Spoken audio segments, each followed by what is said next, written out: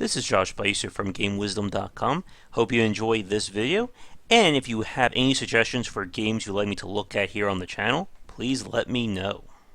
Welcome everybody to another great episode of the Perceptive podcast here on Game Wisdom, where we examine the art and science of games. Unfortunately, James couldn't make it to the cast this week, but we have a great discussion planned for you nevertheless. My guest tonight is returning fan of the site, as well as lead designer and owner of Positech Games. He is, of course, the designer behind titles such as Gratuitous Space Battles and the upcoming game Production Line. Please welcome Cliff Harris. Hello there, again. Hey Cliff, it's great to have you back on. I think the last time we spoke was maybe a year, maybe a little bit over that ago. Yeah, it seems a long time. I can't actually remember that far back, yeah. To be honest. I know. I keep saying that I've lost all concept of time doing this and the YouTube channel, all that. Every year, I have no idea. I completely blank on what games came out that year. So it's always fun trying to think of what are my favorite games. Yeah, I know what you mean. So, how are things going with you and Positech? Busy. Very stupidly busy, because we've released quite a lot of stuff recently. We did, I think since we chatted, we did Democracy 3 Africa and also Political Animals, which I published for someone else. And then since then we've kind of released Production Line into alpha with pre-orders. And that's got really busy, because suddenly there's thousands of people playing it when I thought there would only be a few hundred. So I'm suddenly besieged with requests and feedback and bug reports and stuff like that. So yeah, very busy at the moment. Yeah, and I sent you over, I did a spotlight video myself of Production Line, and it's definitely interesting to see how things will go with that one. And we'll be talking more about Production Line and its design probably in the next few minutes. So, the first topic that I want to talk to you about, Cliff, and this is kind of like the big one that's circulating among indie developers over the last week or so, and for those of you listening to this cast, this should still be relatively timely, is of course the big announcement of Steam Direct. This is Valve's change in policy from Steam Greenlight, which allowed developers to put their game on Steam with, I think, a $100 fee, and then consumers would vote on what games they would like to see essentially get adopted onto the storefront. With Steam Direct, that is going away, and now developers will have to pay a fee which is recuperable between $100 or $5,000.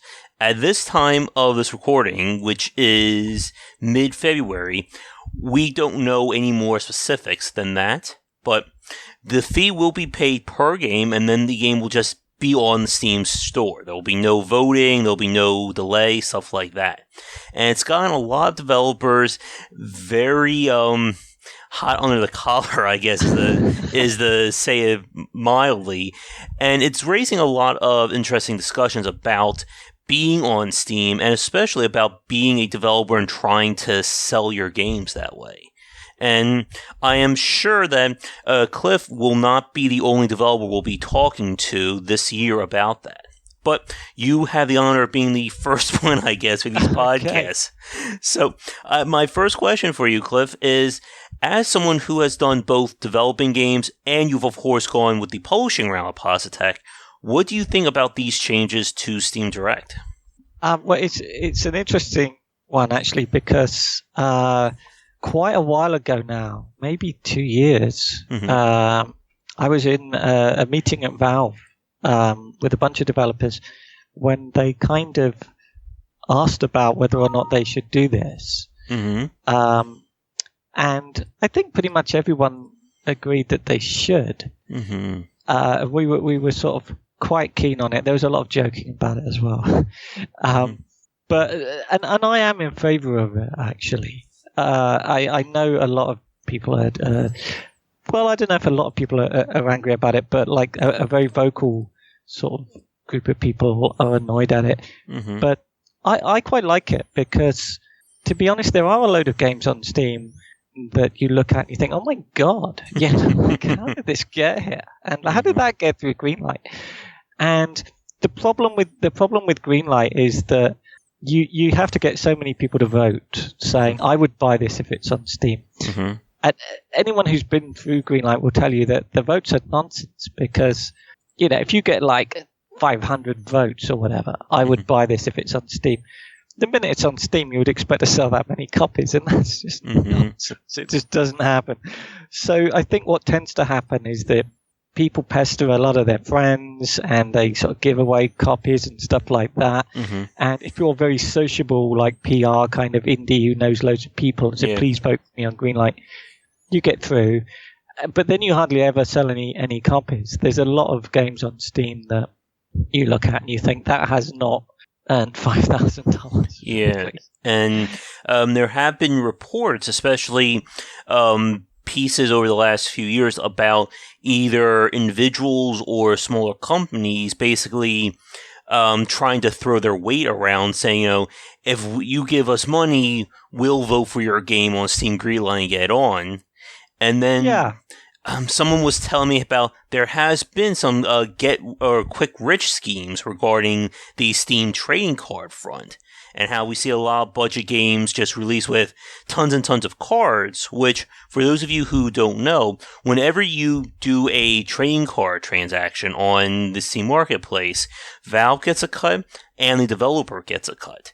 So they can release a game, make it like $2-3, but have 30, 40 different cards, and even if those cards are only selling for 5 to 10 cents, they're still making money in just the sheer bulk that's being traded in and out, of course. All across Steam Marketplace. But that kind of thing amazes me, because I can only imagine it happens with developers kind of in the developing world or whatever, because I get a royalty report every month from Steam, and I've got loads of games on there now. Mm-hmm. And the percentage of the income that you get from your commission on trading cards is just trivial. I don't even notice it.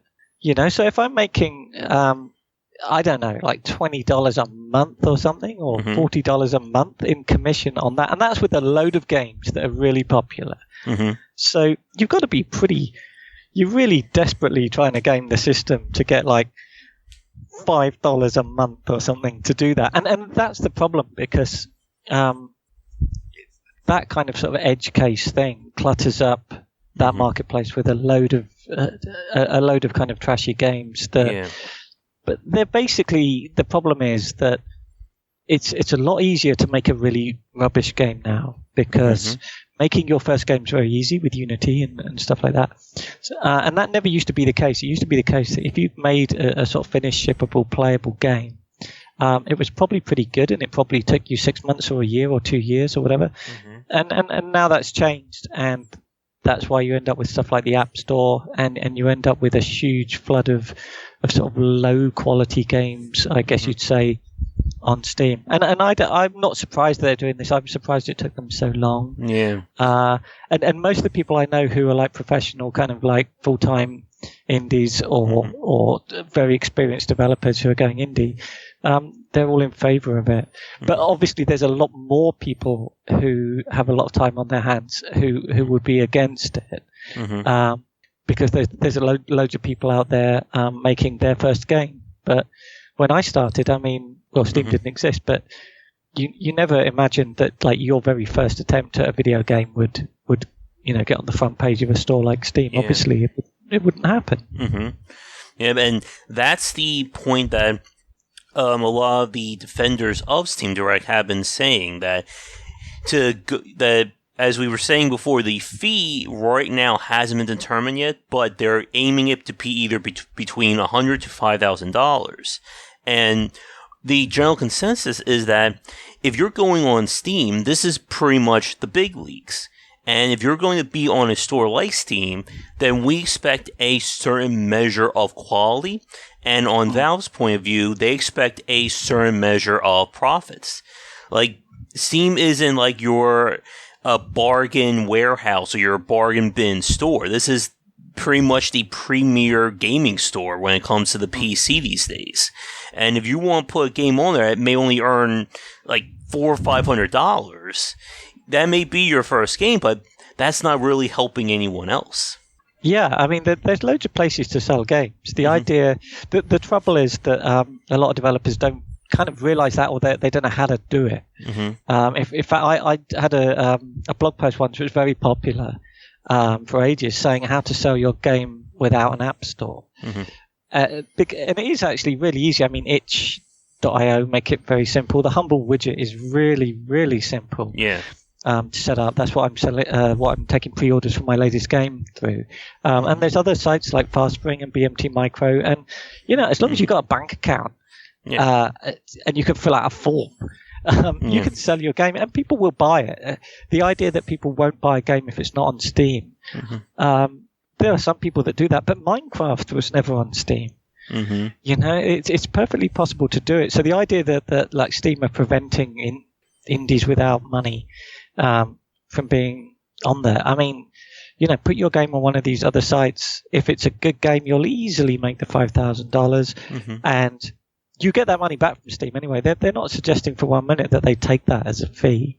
I think that would be slightly different if they did suggest that, but it's basically you just having the kind of confidence to say, I have $5,000 worth of confidence in my sales on this platform. And really, you should be if you're going to try and sell a game and put your name to it. Yeah, definitely. And I think you just made a really good point there, Cliff, that there have been ways of selling your games outside of Steam. Of course, you mentioned the Humble Bundle, Bit Micro. I'm sorry, what was that one? It was a BMT Micro. It's a site I've used for many years, although I tend to use Humble now. But yeah, they're very good. They're all fairly similar and easy to set up. And it has to be said, if you put your game on somewhere like Steam or like GOG or whatever, they take a much higher cut of your money than if you sell it through like some widget. So and I think it's worth it. I'm not complaining, but there's upsides to not going on Steam right at the start. And people should definitely try that. If you can't afford the $5,000, sell through someone else. I think that's fine. And then when you do get a game on Steam, you'll agree with me. Yeah, and the point I was also going to make there is, as you were just saying, Cliff, that since over the last few years, we have seen other alternatives to Steam come out. Of course, Humble Bundle, GOG, and I've been hearing some thoughts about this thing called Ichigo that I've been seeing a lot of smaller developers look at for releasing their games or distributing it. Yeah, there's loads of options. Yeah, and I think that's kind of like the point, or one of the good things about, or one of the defenses of Steam Direct, that it is possible to sell your game, and as we've talked about multiple times on these casts and the discussions over on the YouTube channel, that most likely the cream will rise to the top. As you were saying earlier, Cliff, that if your game is outstanding, amazing, if we have, a Stardew Valley or Her Story, whatever, then chances are it's going to do well with or without Steam. But obviously Steam is a huge deal in terms of that marketability and discoverability, and that kind of discussion, that's an easy 40, 50 minutes in terms of the difficulty sometimes in terms of getting your game in front of the eyes of the consumer. Yeah, but if your only sort of plan is I'll get my game on Steam and then people will miraculously see it and buy it, yes, then you shouldn't be on Steam because you're screwed in other ways. Yeah, definitely. The $5,000 is the least of your problems if that's your plan. Yeah, and that is a really good point. And it's one that I know I have talked about multiple times. I think we may have brought this up when you were last on, Cliff, about how a lot of smaller developers, especially those first time, really have struggled with the PR side of things. I spoke to a few other developers, my friend Z from Serenity Forge, about this as well. And you really need to understand marketing and PR if you want your game to be a success. As you were just saying, having your master plan be get on Steam, make tons of money, and that's it, is not really going to work. And especially if Steam Direct goes through with a with the larger end of the scale in terms of its fee, that it will probably be going away by the end of 2017. Yeah, absolutely. I think the fee will end up being $1,000, to be honest. Mm-hmm. But that's a bit of a guess. Yeah. Now, I think I know what your answer is going to be to this, Cliff, but I won't ask this because it's another common criticism I've been hearing some indie developers say about Steam Direct. And one of the things I've heard from a lot of the smaller developers is that having any kind of fee for Steam Direct, be it $100, $1,000, $5,000, will stop or will put a severe hindrance on first-time developers and student developers. People, who may be making their first game at college or through a game jam or stuff like that. Yeah, but that's fine. Mm-hmm. That's absolutely fine. That's not that's that's not a problem. Mm-hmm. It's like saying, I need to pay $5,000. Like, if say you're an actor, mm-hmm. right, and it's like, I want to be in a Hollywood movie, and it's just laughable to think, oh yeah, we can get you an audition for the next Tom Cruise movie, but you'll have to pay $5,000. Every actor in LA would kill you to take that deal and give you the money, and in practice they do. Because you need a professional portfolio of photos, you need an agent, you need a load of stuff in order to get to that point. Yeah. So what those guys do and girls do is they end up in commercials for rubbish, and they end up in sort of local rep theatre and stuff like that, and they kind of work their way up. Mm-hmm. And that's perfectly normal, and it's normal in most industries. And if you think that Walmart and these big places don't have some kind of stocking fee to initially set up a new supplier, that it's everywhere, and it's perfectly normal. And it has been very unusual to have this route into Steam where you can just be a student with no money at all, and then suddenly you're on Steam because everyone at school voted for your game. That is unusual, and they've kind of done it backwards because they kind of let loads of they've kind of done it the wrong way around. Because if before Greenlight, if you'd said, we're now going to allow anyone to be on Steam if they can put up this $5,000, people would have loved that and said that that's really good. And back then, and I remember back then when it was very hard to get on Steam, if someone had said to me, you just have to put up $5,000, I wouldn't have thought twice. I'd go, yeah, here you go. This is the profits from my earlier games. Yeah. Or a tiny amount of the profits from my earlier games. It's like just the sort of professional developers with decent games. They've got the $5,000. Yeah. It is a bit of a problem if you're living in a country where you don't have where the exchange rate and all that really screws you. But as I understand it, that's already catered for with the $100 fee for Greenlight. I'm not really sure the details because I've never been through Greenlight. Yeah. I guess here's a question for you, Cliff, regarding that. With that kind of fee, as you were just saying, obviously when Steam was first around, I remember the same things as you. I heard the stories of I need to know the guy who knew the guy who knew the guy at Valve and get my game on Steam. And with that kind of fee itself, as we said, and as we talked about multiple times on these casts, there are definitely different scopes of being a game developer. I mean, over these last 4 years, I've lost track of time. I've spoken to developers in small studios. I've spoken to 2 or 3 man development houses. They have a virtual office. And I'm just wondering, in your opinion, when it comes to this kind of fee, do you think this fee should be a one-size-fits-all? It doesn't matter who you are, where you are, everyone gets one flat fee? Or do you think the fee should have some kind of basis on the kind of game? If someone wants to sell a 2-hour story-driven game, should they be charged the same fee as someone who's making a 30 to 60-hour massive RPG? Yeah. Well, I mean, I would. I love playing the fantasy game. If I ran Steam, I would say no. I don't care. What it comes down to is, are you going to generate $5,000 worth of sales for this platform? Because if you're selling a game for $20, that's a different number of sales than if you're selling a game for $1. Yeah.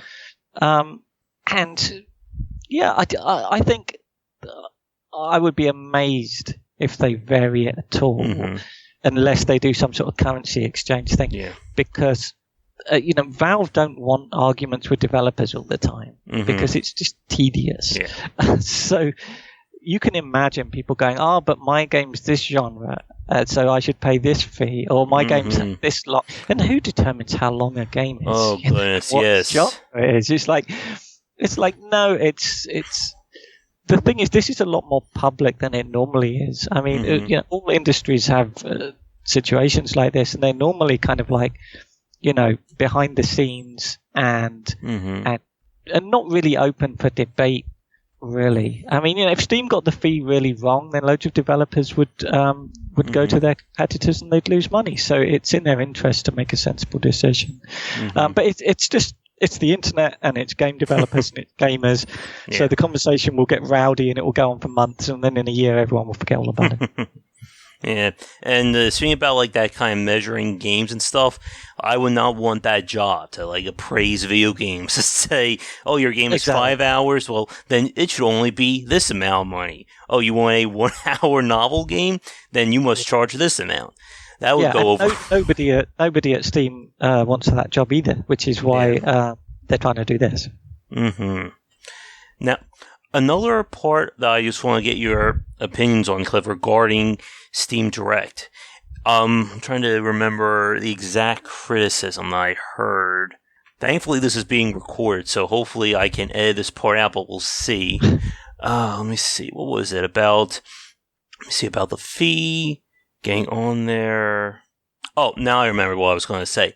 The other part that people have been complaining, or in terms of criticism about Steam Direct, has been about what benefits this will have. Now, as we mentioned a few minutes ago, we brought up about how there have been developers who have been releasing shovelware, asset flipping, the 30-cent, $1 games that just, they may only have 20 minutes of content, that's it.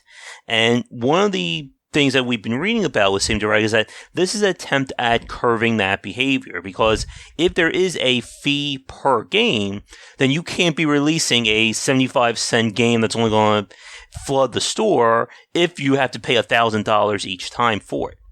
And critics have been saying they're not sure if that will really stop this. If Steam Direct has that fee, if it will stop those asset flips and those bargain bin games. What do you think about it? Do you think that it will have an impact?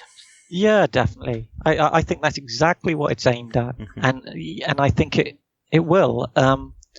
You don't get money just by being on Steam. People don't accidentally buy your game, and if they do, they can refund it, and you don't get the money then. So it's harder to sell games on Steam than people think it is. And what you have to remember is that once you put a game on Steam, there's really no incentive for you to remove it. Yeah. So there could be loads of games on there that have sold 2 copies. Because they're like an asset flip thing. Yeah. Or whatever. And if they haven't sold enough copies to show up on Steam Spy, nobody knows how many copies they've sold. Obviously Valve know. And so they have that information. They can look at the games that they think, we wish we'd never let this on here. They can look at how much money that developer earned from that game. And I bet you it's a lot less than $1,000. But the thing is, people copy other people. They see their game on there and they think, wow, that's sold some copies, no doubt. And if you live in a country where $10 is a decent amount of money, or $100 is loads of money, then you think, oh, let's do that. But it doesn't mean any of these games are profitable. And to be honest, I think a sort of $200 fee would take care of a lot of them. $1,000 will take care of, I think, most of them.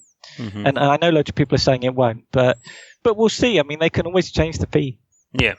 And as we said at the start of this cast, Valve can be sometimes infamous for changing their minds and changing details as they look into research or as time goes on. And I'm going to bet that, as I said, we're recording this in mid-February. By the time, as I said, I think spring of 2017, there's a good chance that things could be changed or they may reveal more information. And while you were talking, Cliff, regarding how many games are on Steam, I just did a quick Google on that, and according to an article in Forbes in 2014, there was 781 million registered games on Steam, and that was in 2014.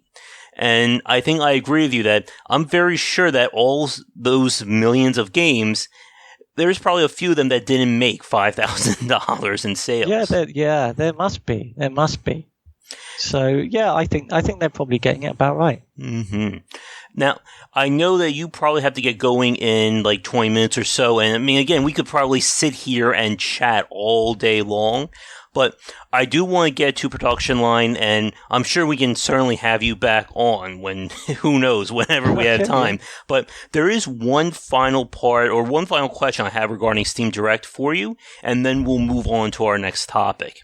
Okay. When the announcement was made about Steam Direct, Valve made it clear that a lot of these changes are going to be aimed at new developers. Again, the people who aren't already on Steam.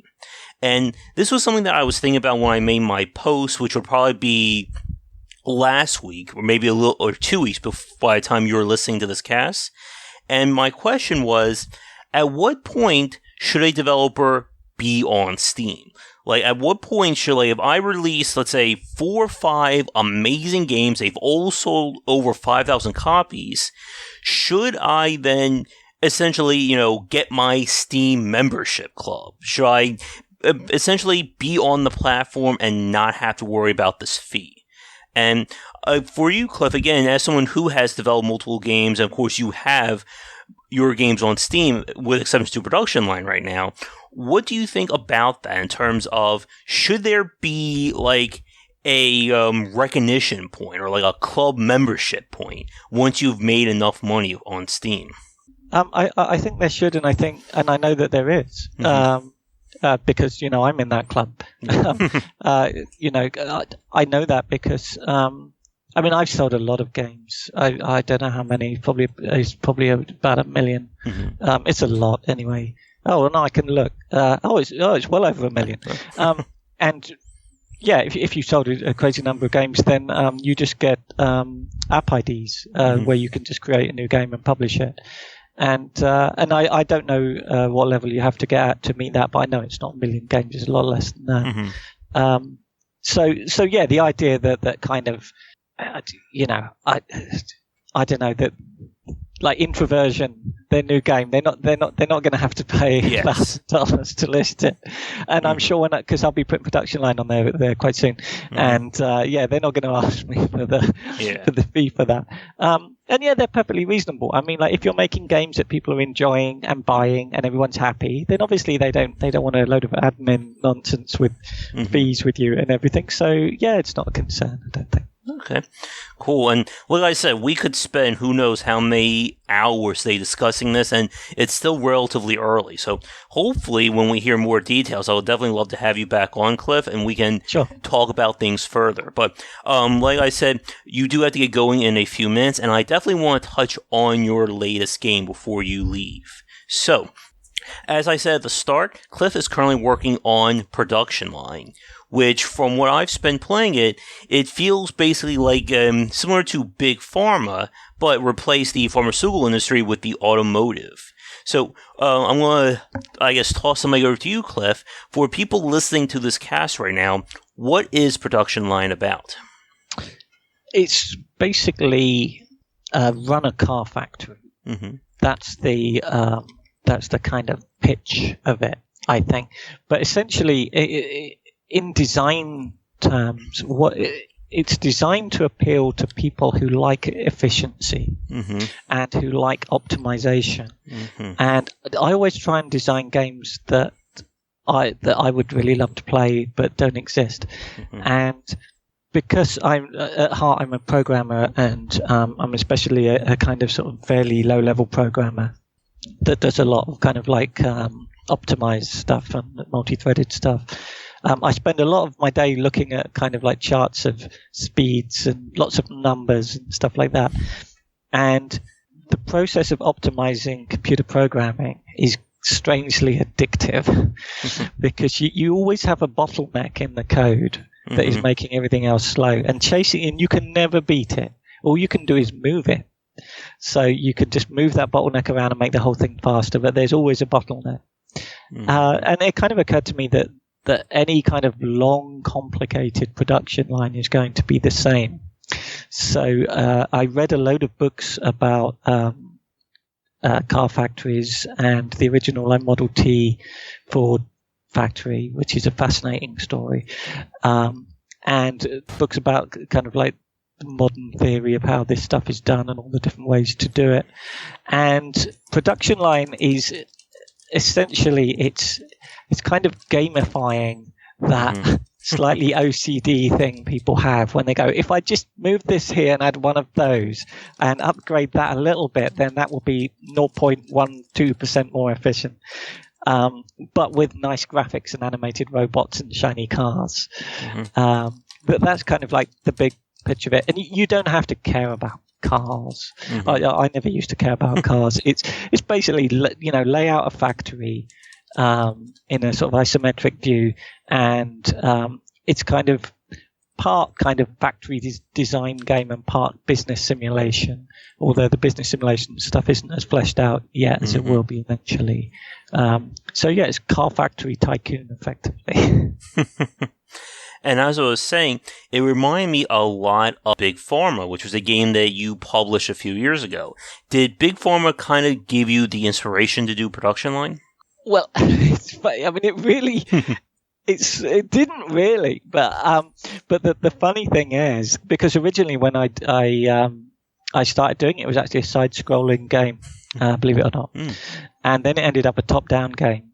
It was influenced a lot more by Prison Architect, actually, and I was all very happy to make it a top-down game. And then the problem is, if you look at a car from above, it looks really boring. And you can't really tell it's a cool car. So an isometric view just looks nicer. So I switched it to that. And then Tim, who's the designer of Big Pharma, was saying that the artist that he used on that was like available and looking for work. And he said, you should use him, which I have. So it's the same artist. So it looks a lot more influenced by Big Pharma than it is. But it's... I think it's quite different to play because it's a lot more fiddly and a lot more granular than Big Pharma. Big Pharma is more of a very clever puzzle game in some ways, with a solution that you can set out, and then like you have a perfectly optimized factory. You can have perfect optimization in Big Pharma. You can never have it in production line. It's just a matter of how close can you get. Yeah. And for my play, it's definitely going to be a very interesting title in terms of, again, getting to that point of min-max mastery.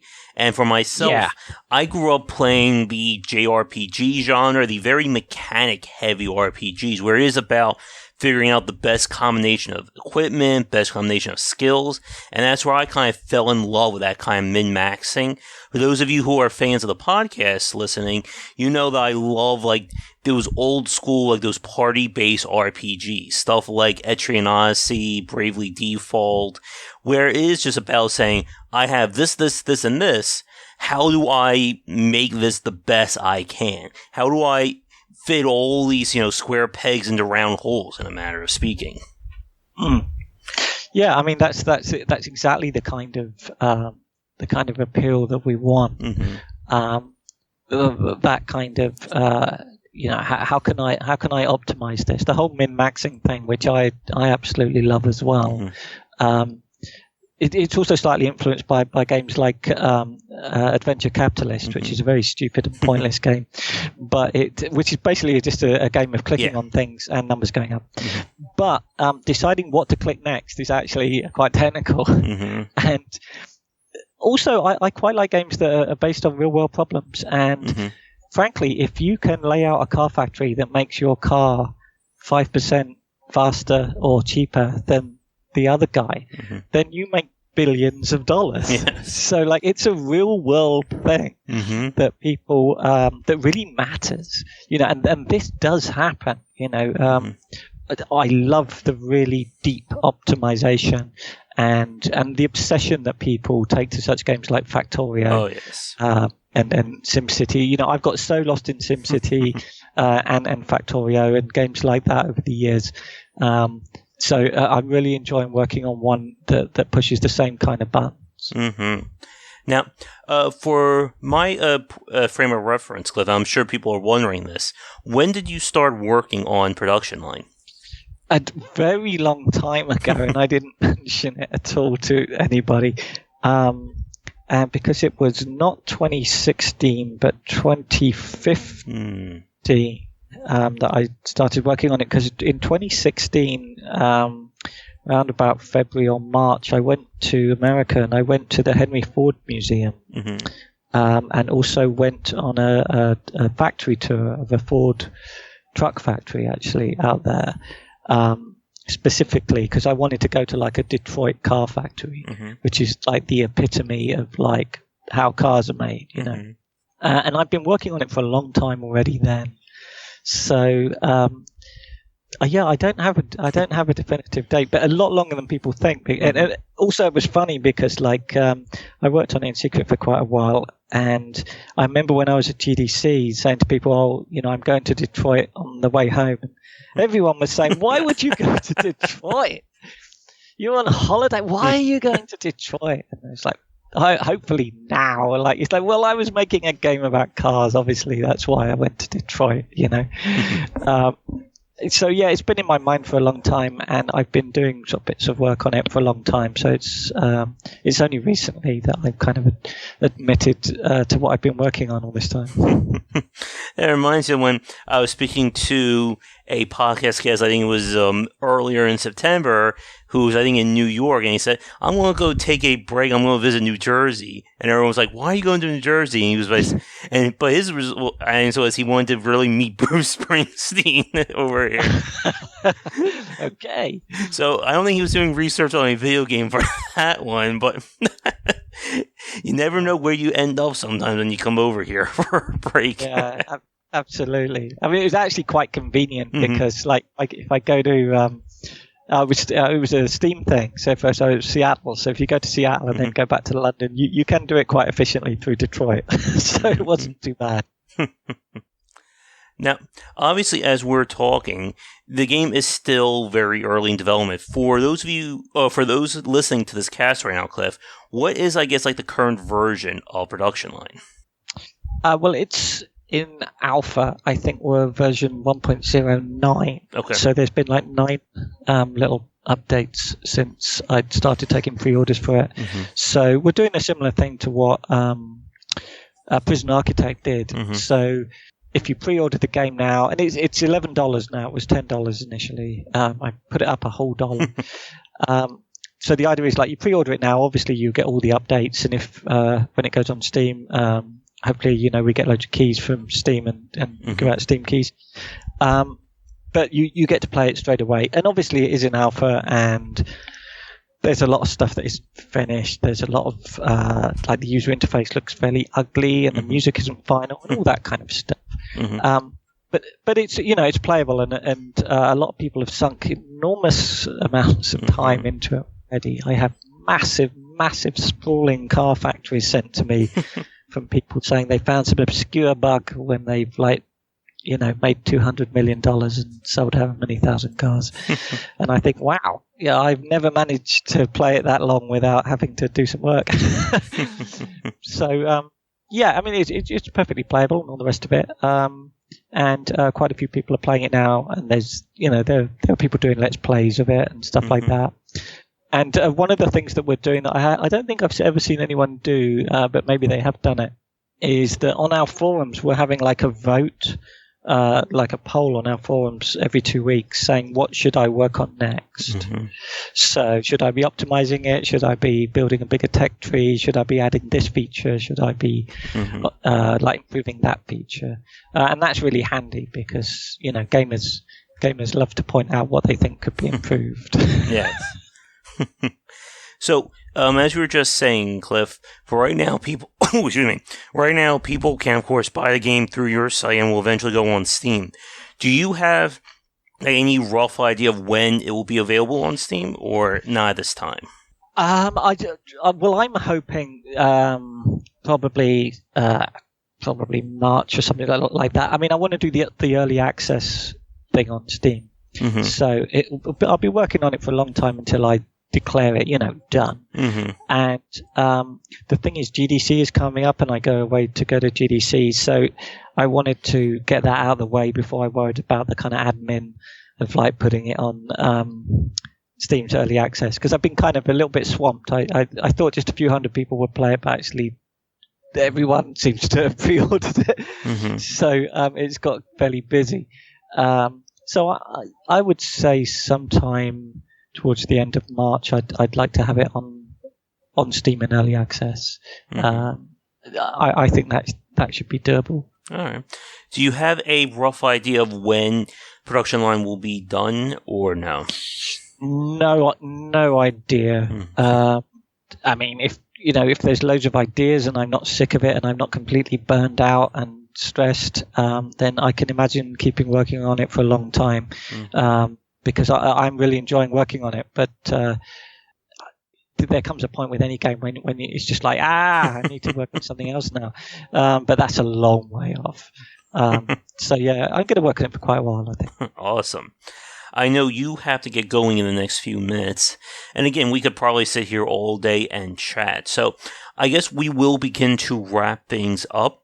Before we go, Cliff, is there anything regarding production line that we didn't bring up that you would like to mention to the folks listening right now? I don't think so. I'm very interested in this whole experiment of like asking people who are playing it what the developer should concentrate on. Mm-hmm. I think it's very interesting because it's, we have no idea otherwise, because what we end up doing is working on stuff that's either easy to work on mm-hmm. or we find interesting to work on. Yeah. Whereas obviously gamers have different ideas. So if anyone listening to this does pre-order it, then make sure you vote on that poll because I check it every day. Awesome.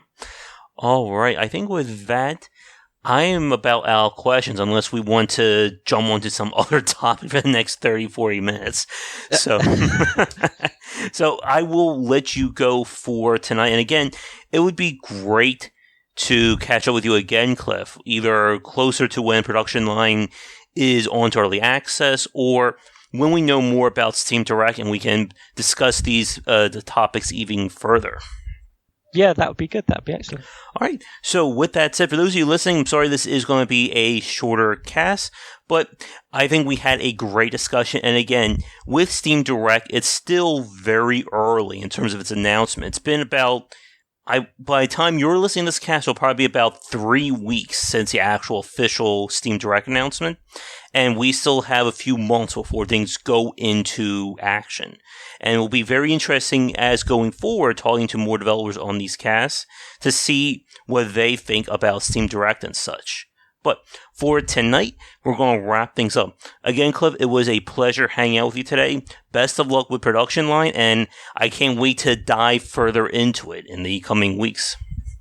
Excellent. Thank you. Not a problem. So for those of you listening, we're going to end things here. As always, if you'd like to support Game Wisdom and what we do, there are several options available. If you'd like to be a guest for a podcast, live discussion, or write a guest piece for the site, be sure to get in touch with me under Submissions Wanted on the front page. You can send me an email, josh@game-wisdom.com. We are always looking for new people to talk to, and we can certainly talk about just about anything video game or game design related. Be sure to follow me on Twitch and Twitter under GWBicer for updates and to catch out our nightly streams. And of course, there is our ever-growing Game Wisdom YouTube channel where you'll find a collection of daily Let's Plays and discussions of all manner of game design topics. As of this moment, we are over 1,200 subscribers, and it looks like we're still growing. So be sure to look at that. And last but not least, be sure to check out the updated Patreon campaign. You can find us on Patreon under GWBicer or Game Wisdom, where you'll see new goals and rewards to add more content for everyone to enjoy. There's also that little banner on the front page as well. So, with all that said, thank you so much for listening to this week's Perceptive Podcast. be sure to check out Production Line from Positech, and if there's interest in seeing me play more of the game on the YouTube channel, be sure to let me know. So, again, Cliff, thank you so much for coming on, and you have a great rest of the week. Thank you. Yep. And for those of you as well, have a great rest of the week, and we'll talk to you next time. Take care. Thank you so much for watching this video. If you enjoy it, be sure to like and subscribe to the channel, and of course share with your friends. It always helps out. For daily posts on all manner of game design and industry topics, check out game-wisdom.com. To support the site and everything that I do, be sure to check out the Patreon campaign. If we can hit goals, it will mean more content for everyone to enjoy, and I'll be able to support myself and my household. If you want to follow me, you can find me on Twitter at GWBlazer for updates throughout the day and random thoughts from me. And lastly, you can find me on Twitch right over there at GWBlazer for daily streams most nights around 10 Eastern. Thanks again for watching the video, and be sure to check out more great content coming to the Game Wisdom channel real soon.